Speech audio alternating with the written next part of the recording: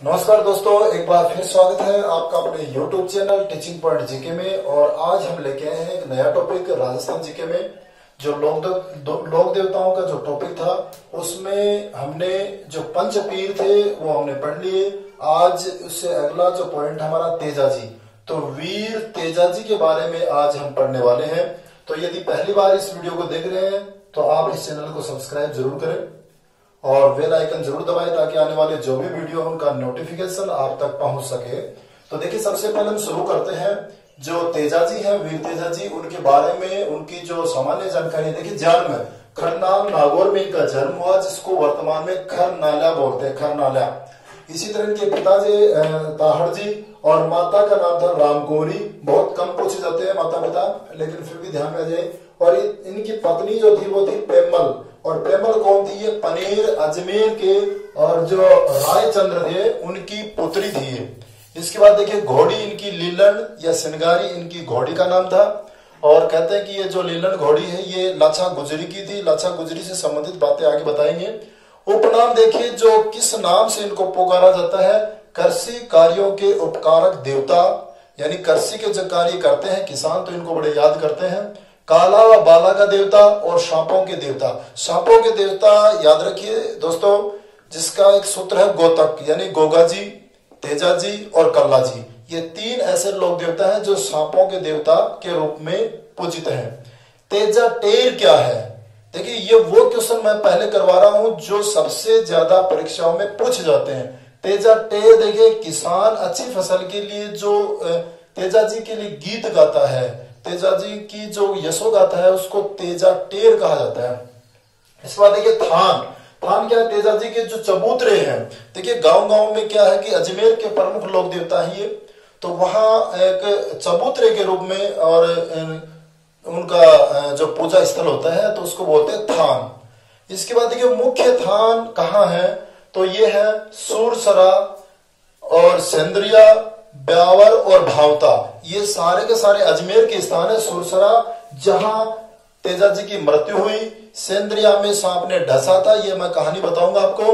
ब्यावर अजमेर में और भावता, तो ब्यावर में यहाँ तेजा चौक है, एक वहां मेला भी लगता है। तो ये प्रमुख स्थान है, सुरसरा, सेंद्रिया, ब्यावर और भावता। इसके बाद देखिए, तेजा जी विशेषकर अजमेर के लोक देवता है, ये ध्यान रखिए। और गोगा जी की बातें गायों के मुक्तिदाता और नागों के देवता इनको कहा जाता है। अब देखिए, इससे आगे हम आगे बढ़ेंगे। देखो, तेजा जी किस कारण से एक देवता के रूप में आए? तो देखो, तेजा जी ने लाछा गुजरी की जो गायों को मेर सिरोही में है, मेर के मीणाओं से बचाया। देखिए दोस्तों, इसमें कहानी जुड़ी हुई है कि लाछा गुजरी जो है उसकी गायों को मेर के मीणा चुरा के ले जा रहे थे। तो उन्होंने जो है लाछा गुजरी ने तेजा जी से गुहार लगाई कि मेरी गायों को बचाइए। इस तरह से तेजा जी जो है वो गायों को बचाने के लिए और मेर के मीणाओं से लड़ाई लड़ी। कहते हैं लड़ाई लड़ करके और तेजा जी ने उन गायों को छुड़वा लिया। लेकिन जैसे गायों को छुड़वाया तो याद रहा कि एक बछड़ा जो है वो रह गया था और वो गाय बड़ी परेशान थी। तो लाछा गुजरी ने कहा कि महाराज, आपने सारा काम कर दिया लेकिन एक बछड़ा रह गया। तो इस बार वो पुनः जाते हैं मेर के मीणाओं के पास उस बछड़े को लाने के लिए। बहुत ही मार्मिक घटना है ये। और उस दौरान जैसे वो जाते हैं तो एक खेत थी, उसकी मेड़ जो थी, मेड़ होती है जो हम मिट्टी का एक वो बनाते दीवार, तो उसमें और जो छड़ियां लगी हुई थी उसमें आग लग रही थी। और उसमें एक सर्प और एक सर्पणी, सांप और सर्पिन, ये दोनों जल रहे थे। तो तेजा जी ने उनको बचाने के लिए तुरंत क्या किया? अपने हाथ से उनको दोनों को फेंक दिया।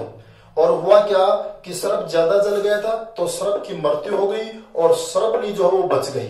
तो इस तरह से जो सर्पनी है वो क्रुद्ध होकर के तेजा जी के सामने आ गई और उन्होंने कहा कि आपने बहुत बड़ा पाप किया है। मैं मेरे पति के साथ मर रही थी, आपने मेरा ये मौका छीन लिया है, इस कारण से आपको सजा जरूर मिलेगी। तो इस समय तेजा जी ने कहा कि मैं एक काम के लिए जा रहा हूं, वो काम जैसे मेरा पूरा हो जाएगा मैं आपको वचन देता हूं कि मैं आपके पास आऊंगा, आपको जो सजा देनी है वो मेरे को दीजिए। तो इस तरह से वचन भर करके वो चले गए और उस बछड़े को बचा के लाए। और उसके बाद वो वहां पहुंचे जहां वो सर्पणी थी। और कहा कि आप मुझे जो सजा देनी है, जहां मुझे दंश करना है वो कर लीजिए। तो इस तरह से तेजा जी का जो पूरा शरीर लहू लुहान था, कहीं भी जगह नहीं थी। तो सर्पणी ने कहा कि आपके शरीर में कोई ऐसी जगह नहीं जहां चोट नहीं हो। तो उन्होंने उस समय कहा था कि मेरी जीभ जो है ये बिल्कुल सही है। तो उन्होंने अपनी जीभ निकाली और वहां सर्प ने दंश दिया। तो इनका प्रतीक जो चिन्ह है वो भी यही है कि पत्थर पर उत्कीर्ण घुड़सवार और जिह्वा पर जीभ पर दंश देता हुआ सर्प, ये है। तो इसके बाद सर्प ने कहा डसा, सेंद्रिया में। आपके याद रह जाएगा, सेंद्रिया में सेंध लगाई, ये अजमेर का स्थान है। और इसी तरह से मरती हुई सुरसुरा में, यानी सुरसुरा में सुरसराटा खत्म हो गया, तो ये याद है सुरसरा और अजमेर में ही है। और ये सूचना, इनकी मृत्यु की सूचना तेजा जी के घर वालों को जो दी, वो बताते हैं कि इनकी घोड़ी के द्वारा वो सूचना दी गई। अब देखिए इसके बाद सुरसरा जो है, यहाँ एक मंदिर बना हुआ है और जिसे तेजा धाम कहते हैं। ये याद रखिए कि सुरसरा ही प्रसिद्ध स्थल है इनका। लेकिन महाराजा अभय सिंह के काल में जो पर्वतसर नागौर है, उस नागौर के एक हाकिम थे और वो हाकिम सुरसरा से इनकी मूर्ति जो पत्थर पर उत्कीर्ण थी, वो मूर्ति पर्वतसर ले आए। देखिए ध्यान दीजिए, इनका स्थान सुरसरा ही था, लेकिन आप सोचो कि पर्वतसर नागौर का क्या संबंध है। अब जो प्रमुख स्थल है अब वर्तमान में वो पर्वतसर नागौर है, पहले सुरसरा था। यहां से मूर्ति लेकर के पर्वतसर लगाई गई। उसके बाद से और जो प्रमुख मंदिर या धाम तेजा जी का वो पर्वतसर हो गया। और यहाँ राजस्थान का सबसे बड़ा मेला लगता है, याद रखिए, पशुओं का सबसे बड़ा मेला लगता है, जहां नागौरी किस्म की गायें बैल जो बिकते हैं, ये मेला लगता है तेजा दशमी को। और तेजा दशमी कब आती है? भाद्रपद शुक्ला दशमी। देखिए याद करिए, जितने भी देवता हैं उनमें ज्यादातर भाद्रपद जो है उनका महीना में उनका मेला लगता है। तो मेला हो गया। अब देखिए बांसी दुगारी, बहुत अच्छा वर्ड है, बांसी दुगारी बूंदी में है। ये तेजा जी का पवित्र स्थल है, पवित्र तीर्थ स्थल है, याद रखिए तीर्थ स्थल है बांसी दुगारी, क्योंकि इन्होंने कुछ समय यहाँ बिताया था। तो तेजा जी का पवित्र स्थल, तीर्थ स्थल है बांसी दुगारी। तो पूछ लेते हैं बांसी दुगारी का संबंध किस लोक देवता से? आपका उत्तर होगा तेजा जी। इसके बाद ये प्रतीक चिन्ह हमने पढ़ लिया, पत्थर पर उत्कीर्ण घुड़सवार व जिह्वा पर दंश देता सर्प, ये आपको याद रखिए, इनका एक प्रतीक चिन्ह है। इसके बाद देखो तेजा जी का घोड़ला क्या है।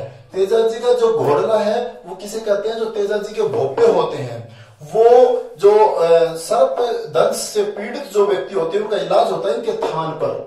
तो वो भोपे होते हैं, वो जहर को चूस करके निकालते हैं। तो वो जहर को चूस कर निकालने वाले जो व्यक्ति हैं उनको तेजा जी का घोड़ला कहा जाता है। तो इस तरह से आपको मेरे द्वारा ये पढ़ा हुआ समझ में आया होगा।